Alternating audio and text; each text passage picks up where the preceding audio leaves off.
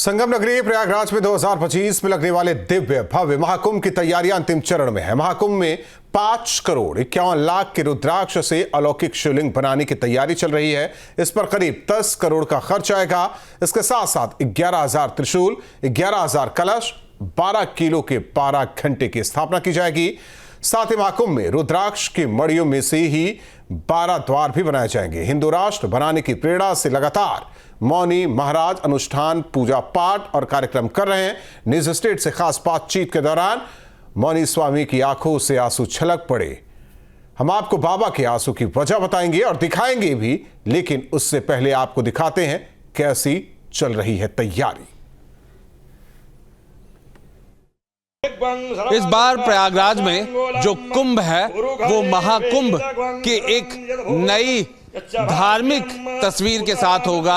एक ऐसी तस्वीर होगी जो देश के सनातन को कहीं ना कहीं प्रतीक होगी। और ऐसे में हम आपको लेकर के आ गए हैं गौरीगंज। यहां पर मौनी महाराज ने रुद्राक्ष का ऐसा महासंगम किया है जो अगर हम कहें कि देश नहीं पूरी पृथ्वी पर इस वक्त इतना रुद्राक्ष कहीं नहीं दिखेगा। और ये सब तैयारी हो रही है महाकुंभ की, जहां पर ये रुद्राक्ष और साथ में 12 जो शिवलिंग है जो यहां पर हमारे अलग अलग जगहों पर हमारे शंकर भगवान के शक्तिपीठ हैं, उन सब का यहां बनाया गया है। और उनको लेकर के अगर हम आंकड़ों की बात करें तो हम दंग रह जाएंगे, चकित रह जाएंगे। क्योंकि अगर हम पिछले कुंभ का यहां पर देखें तो लगभग 22 से 26 करोड़ के करीब भक्त और श्रद्धालु आए थे। और यहां सिर्फ और सिर्फ रुद्राक्ष की ही बात करें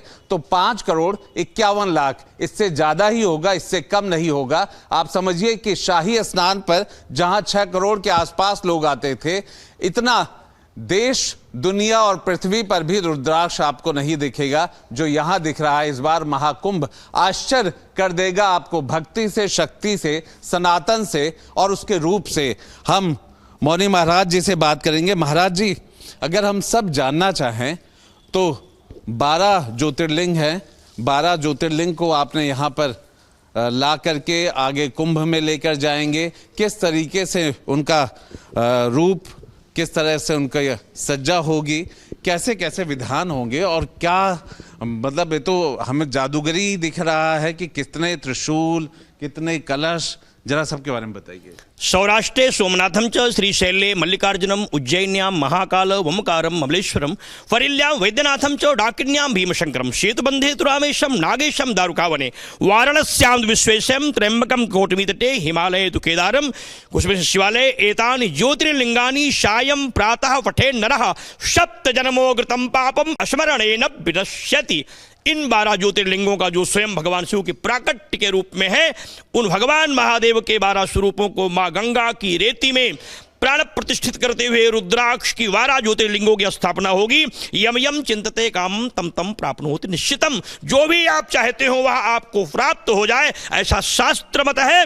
उसी दृष्टि से क्योंकि रुद्राक्ष ज्योतिर्लिंग सभी ज्योतिर्लिंगों में अति श्रेष्ठ है, इसका सतयुग, त्रेता और द्वापर में ही इस महापूजा का संकल्प देवताओं द्वारा, मुनियों द्वारा, ऋषियों द्वारा लिया गया था। कलयुग में ऐसी विधि अब तक देखने को नहीं मिली थी। भगवान शिव की कृपा से यह दुर्लभ संकल्प पूर्ण करने का मुझे अवसर प्राप्त हो रहा है। मैं भी अपने जीवन को समर्पित कर पा रहा हूं। इसके लिए बाबा के चरणों में कोट कोट नमन है। सभी स्वस्थ हों, आरोग्य हों, प्रसन्न हों, सर्वे भवन्तु सुखिनः, सर्वे सन्तु निरामयाः, सर्वे भद्राणि पश्यन्तु, मां कश्चित् दुःख भाग् भवेत् का संकल्प लेकर के यह अनुष्ठान हो रहा है।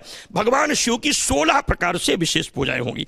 अभिषेक की तमाम जो विधियां हैं शास्त्र में, पंचगव्य से लेकर के दूध से, दही से, मधु से, शर्करा से और रसों से तथा कुशद्रव का जो विधान मेरे यहाँ है, महामारियों के विनाश के लिए, जिसमें बड़ी बड़ी बीमारियां समाप्त हों, उसके लिए भी ऐसे विशेष अभिषेक के क्रम होंगे जो लगातार रात दिन चलेंगे। न दिन में बंद होगा और न रात में बंद होगा। महाराज जी, सभी जानना चाहेंगे जो 12 ज्योतिर्लिंग हैं उनकी सजावट में कितना दिन लगेगा। एक अगर हम ज्योतिर्लिंग की बात करें उसमें रुद्राक्ष कितना लगेगा, कितने दिन में सजावट होगी, कितने ऊंचाई तक शिवलिंग होगा, ये जरा बताइए। 550 घंटे से अधिक एक ज्योतिर्लिंग के श्रृंगार में लगेगा, लगभग 100 लोग लगेंगे, क्योंकि एक एक मालाओं की जो दूरियां होंगी लगभग 100 मीटर की होंगी।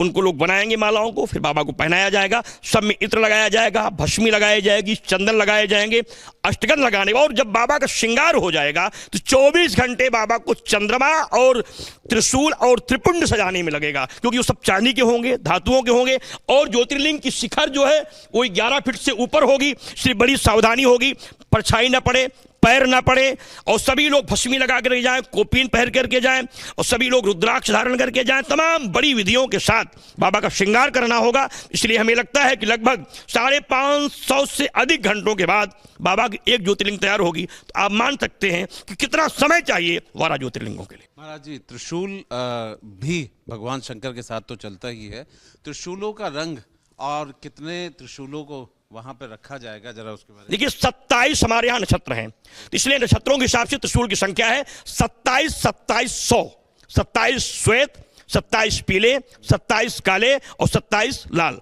त्रिशूलों की स्थापना की, क्योंकि उनकी जो संख्या है वो 11,000 से अधिक होनी चाहिए। उस क्रम में उनकी स्थापना की जा रही है, क्योंकि नक्षत्रों के हिसाब से अगर स्थापना होगी पूरे देश का कल्याण होगा, पूरे देश का मंगल होगा, राष्ट्र की वृद्धि बनेगी, सर्ववृद्धि बनेगी और भारत हिंदू राष्ट्र होगा। न्यूज नेशन अब व्हाट्सएप पर खबरों की ताजा अपडेट के लिए न्यूज नेशन के इस QR कोड को स्कैन करें।